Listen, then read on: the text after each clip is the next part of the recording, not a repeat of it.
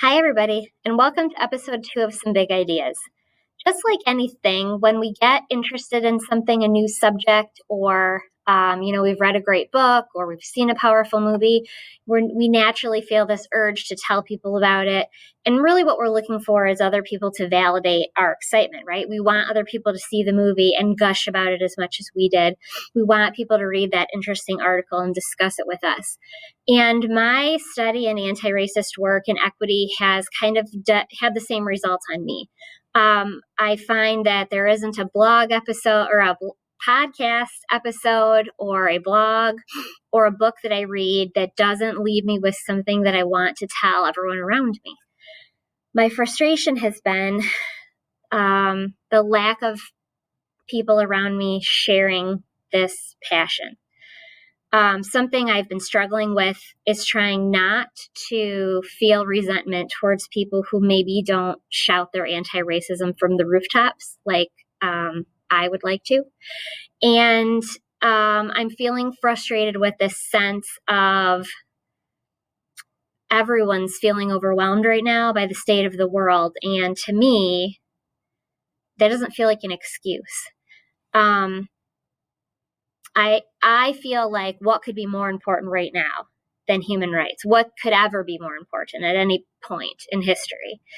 And so whether we're talking about our Black friends and family, our Hispanic friends and family, our Indigenous friends and family, they're all in need of our attention all the time. And I will probably overuse the analogy throughout this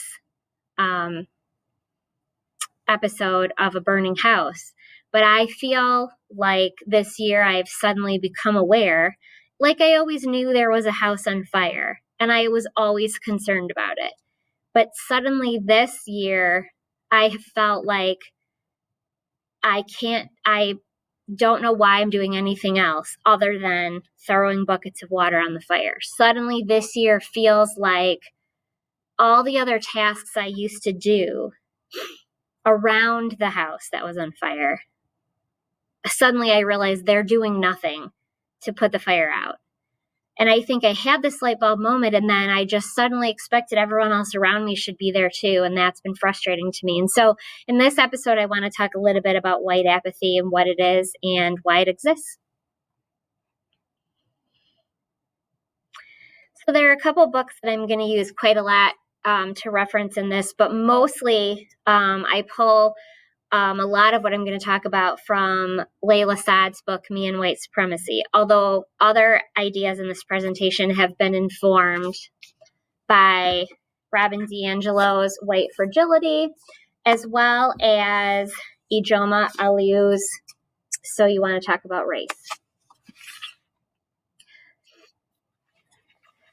So the two big ideas I want to talk about today are this. One, and these are both quotes, direct quotes from Layla Saad's book.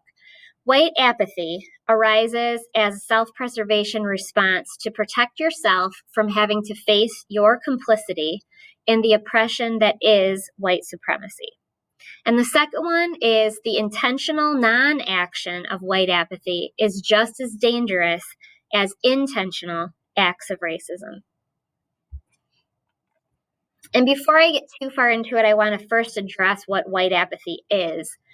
When we talk about areas where white allies can enter the conversation about anti-racism and equity, there are a lot of different terms, and some of these have become more popular in the news and things than others.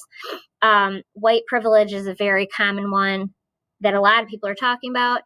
There's a lot to unpack with the phrase white privilege. That's really its own episode, which I'm sure is coming. White silence, which is what it sounds like. It is just quite simply silence. The non-action, the lack of speaking up from the white community. Colorblindness is the kind of old-fashioned notion that we should raise kids under the guise of not seeing color, as if there was a way to not see color. The problem with colorblindness is white children, all children, see color, just as they see hair color and clothing color. They see skin color from a remarkably young age, as young as infancy, in fact. And what happens a lot of times in white families with white children is we don't talk about it, and the kids bring it up at awkward times, like in the grocery store checkout, and we shush it down, and we send the message to them over time that race is not a thing we talk about. I think white parents, this is cyclical. And so white parents don't know how to talk about it, and they sort of pass that on. And so I'm a high school teacher, and I end up with white students in my class who, as teenagers, who don't know how to have a conversation about race. And so colorblindness allows us to sort of willfully blind ourselves to the differences around us. Colorblindness also means we are ignoring the rich history and culture that exists in our Black and Indigenous and Friends of Color's lives. Blindness is an unseeing of not only a person's skin color, but who that person is and where that person's been and what that person struggles with. I'm going to talk about white fragility a little bit more on the next slide. White exceptionalism is also its own topic for another day. But in short, white exceptionalism encompasses the idea that I am the exception to the rule. I am one of the good white people. I am not the source of the problem. I don't have to fight racism because I am not a racist. And then the last one is stereotyping, which I think we all understand and we all know. And so white apathy kind of pulls from a lot of these areas. And so when I get to the list that Layla Saad lays out in her book, so many of those elements, you'll see pieces of these different ideas within that framework. And so white apathy is, apathy is a disinterest in something, a lack of interest or motivation in doing something.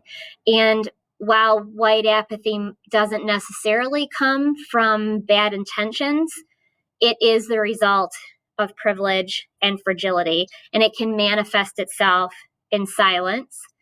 It also is the culmination of a lifetime of colorblindness and exceptionalism and a failure to acknowledge the stereotyping that our brains do naturally, and a failure to work to overcome those stereotypes. So before we go into it, there are two things I want to kind of first define or just sort of cover before I get into the list. And the first one is white fragility. And the term was coined in Robin DiAngelo's 2008 book, White, by the same name.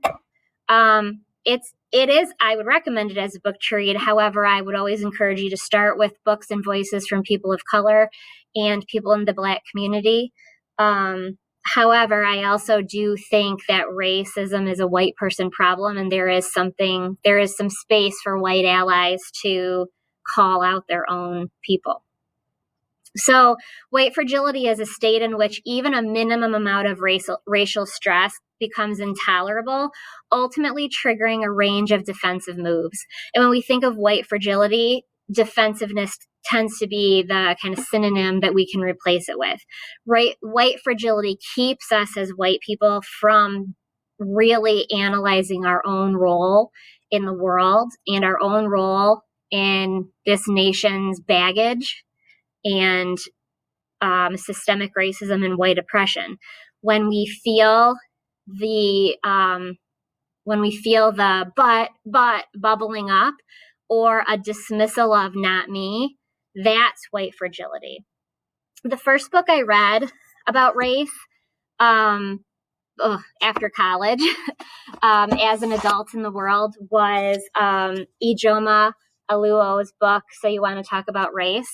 And I now look back and remember feeling a lot of this fragility when I started. I remember feeling very defensive, and I remember feeling like she was pointing the finger at all racist or all white people. And I was not one of those white people. And that is white exceptionalism. And I remember sort of putting the book down and feeling like, well, this isn't a book for me. This is a book for racists, and I'm not a racist. And it was only as I did more growing and learning that I was able to come back to this book and really read it and really hear it. And instead of feeling defensive, instead of putting up a wall, instead of pushing her ideas away, I welcomed them as a truth that I needed to hear. One thing I love that she says in here is how you know something is about race is when a person of color tells you it is. And so I think that letting go of what I think race should be, what it should look like, what a conversation about race should be and what it should look like, that's not for me to decide. And once I let that go, I was free to read and hear these ideas. And the second thing I want to talk about before we get into this, which Robin DiAngelo kind of separates out towards the end of her book, is that one thing that kind of gets in the way of this conversation is we put ourselves into these categories of racist or not racist, thus good or bad. I'm either a good or bad person. I'm either a racist or I'm not a racist. And I talked about in my last episode that racism isn't a yes or no or an on or an off. Racism is a spectrum, and there is not such a thing as not racist. The problem is we tend to sort of associate these words wherein if I have any sort of ignorance about a topic, any sort of bigotry or prejudice or stereotype, that I'm a racist. We also tend to put into this category that the only type of racism is intentional and mean-spirited. That anything I do, as long as I do it with good intentions, I'm not racist. On the flip side, then, our associations with the term not racist are people who are progressive, open-minded, educated, well-intentioned. We tend to also stereotype old people as those people of a different time, whereas young people are the post-racial individuals.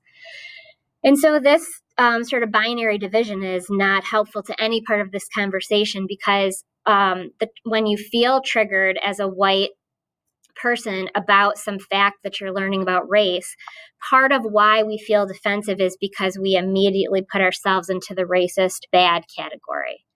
And that's a category no one wants to be in. I think even people who are extremely bigoted don't even want to use that label to define themselves. And so we need to get over that. We need to get over, am I racist or am I not racist? It's really a moot point. It doesn't really matter at the end of the day. Are you doing the work? Are you taking action? Those things are far more important than the label that you use. So I would encourage you as we go through this list about white apathy, if you start to feel those defensive prickles, that you remind yourself that this list is not judging you. This list is not calling you out. This list is not determining whether you are a good or a bad person. This list is saying that sometimes because of privilege and exceptionalism and white supremacy within the society, sometimes these are areas where we end up. And we need to first own it in order to be able to overcome it. So at the beginning of So You Want to Talk About Race, which ironically is 2 years old and is in many ways has never been more relevant, this paragraph, which I have broken into 3 chunks, covers kind of multiple perspectives in the conversation. She says, these are very scary times for a lot of people who are just now realizing that America is not and never has been the melting pot utopia that their parents and teachers told them it was. This is the realization that there maybe never were good old days. The realization that color blindness wasn't the right way for you to be raised. And all we can do is know better and do better. And so there is no need and no power comes from dwelling on mistakes of the past. Instead, it's recognizing and owning that you have now a new vision, a new view of America, and you're going to do the work to make it better. She continues, these are very scary times for those who are just now realizing how justifiably hurt, angry, and terrified so many people of color have been all along. And to me, this sort of became, initially in my readings and things of anti-racism, it felt like almost an academic study. And the more I get into it and the longer I sit with things and the more I process things, the deeper it kind of sinks into my being. And the more emotional it becomes. And I feel angry, as this says, and sad for experiences of Black and people of color in this country, but I also know what an incredible privilege to have lived almost 40 years before being weighed down by this realization. So there are no wrong feelings on this journey. It's understanding them, owning them, and working through them. And then finally, she says, these are very stressful times for people of color who have been fighting and yelling and trying to protect themselves from a world that doesn't care, to suddenly be asked by those who've ignored them for so long, what has been happening your entire life? Can you educate me?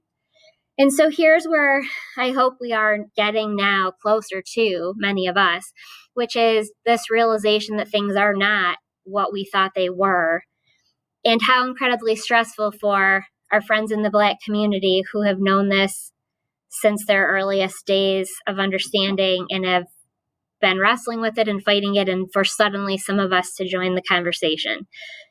And then the second part of that is for us to expect our Black friends and our friends of color to explain this to us. This system created and perpetuated by white individuals, it is not the role of your Black friend to explain this trauma to you. That, and we'll talk about that next, is your job in your anti-racist work. All right, so what does white apathy look like? There are multiple examples here. I've shortened and condensed a few of these from the book, just simply for the sake of time, of course. So the first one says, using excuses of laziness, tiredness, fear, boredom, numbness, or perfectionism, turning away from the news and other apathetic feelings and actions when it comes to engaging in anti-racist practice.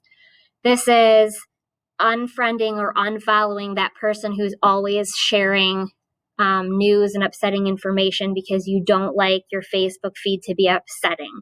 This is refusing to watch the news because you just feel so stressed out.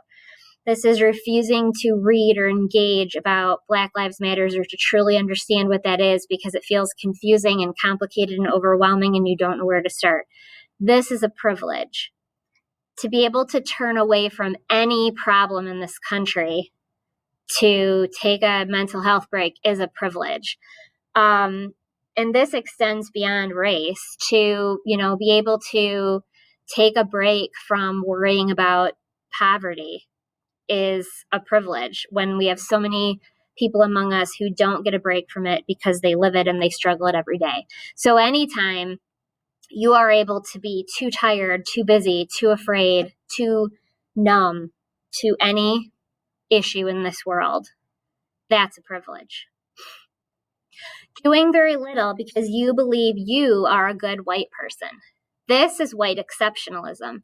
This is believing that the anti-racist works, the books, the blogs, the podcasts, the speeches, the YouTube videos, that these are not for you. These are for people who need to learn about racism. The reality is, all of us, everyone who is white needs to learn about racism. Using your high sensitivity, your high introversion, or mental health and personal issues to opt out of doing the work, ignoring the fact that there are Black, Indigenous, and people of color who are also highly sensitive, highly introverted, and have mental health and personal issues who cannot opt out of being at the receiving end of your racism. So being able to say, it's too hard for me to get involved because I'm so shy. It's too hard for me to read about this because I'm so sensitive. It's too hard for me right now because I'm dealing with my own personal issues, is ignoring the fact that our Black, Indigenous, and people of color also have high sensitivities, are also shy, are also struggling with mental health and personal issues, and yet on top of that, are also dealing with elements of white supremacy in a society that they did not create. Not taking personal responsibility for your own anti-racism education.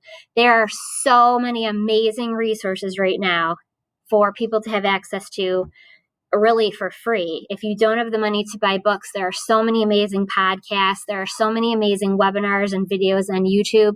And in fact, If COVID has done anything good, it has resulted in more videos and podcasts and things for you to engage with. There are amazing people, amazing voices of color to follow on Twitter and Instagram and Facebook, but you not seeking these out is an act of apathy.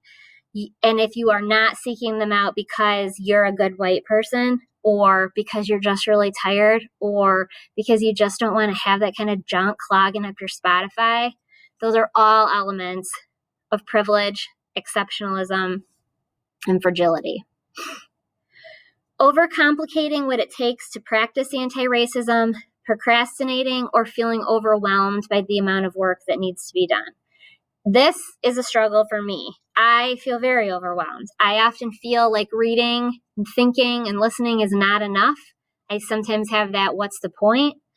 I sometimes watch, these amazing women, mostly Black women, give these powerful speeches in amazing situations. And I think that I am not that person, where there is no place for me in this conversation. So I think that's a common one. And I think that's common in people who are very well intentioned.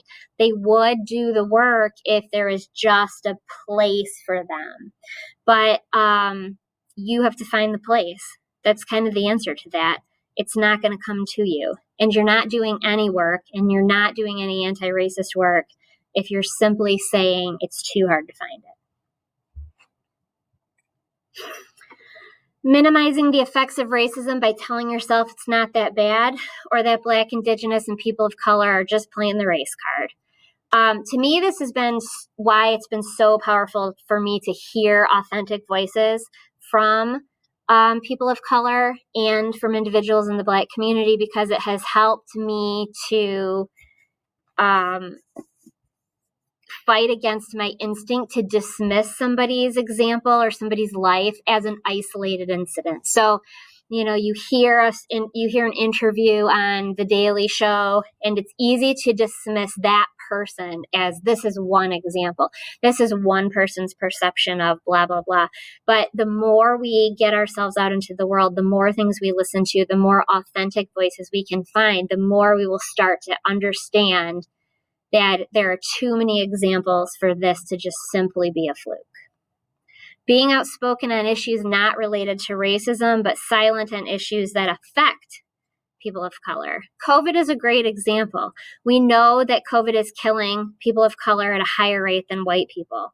And so it's great to be out there advocating for people to wear masks. But if you're not willing to do the work and have the conversations about our Black communities and why so many of them are dying from COVID, then you're not doing anti-racist work. Using perfectionism to avoid doing the work. This is the idea that you just don't quite know enough yet. And this is definitely where I fell prior to making these videos. I'd wanted to make these videos for a long time, but I just felt like I would read these things from people who are just like brilliant, and I would think, I cannot talk about this stuff on YouTube. I don't know enough. I don't read enough. I haven't experienced enough. And honestly, it is that quote from Layla Saad, that section of the book, that did sort of inspire me to just push past that. And quite frequently, I do play this out in my head. I'm currently collecting clothes and food and things for a homeless camp in my local community. And I have for years wanted to do something. And for years, I have told myself, I don't know anything about the homeless experience. I don't know what people would need or want from me. What if I bring the wrong thing? What if I say the wrong thing? What if? And I did no work. So getting over that will open the door to you doing more and more useful anti-racist work. Feeling frustrated or uncomfortable from realizing that there are no safe or easy solutions in this work. An interesting thing that's happening right now regarding this is the day after the Capitol was stormed by terrorists, a lot of the education groups that I'm in, a lot of teachers were debating how they feel like they should address this with their students. And a lot of teachers felt that it was important to address the inconsistencies with how the lack of police presence and the lack of any sort of show of force from the military was so very different from what the Black community sees in terms of policing. And there was quite a lot of debate about whether or not that was a valuable conversation, or should we just stick to the facts about what happened at the Capitol? Do we need to make it about race?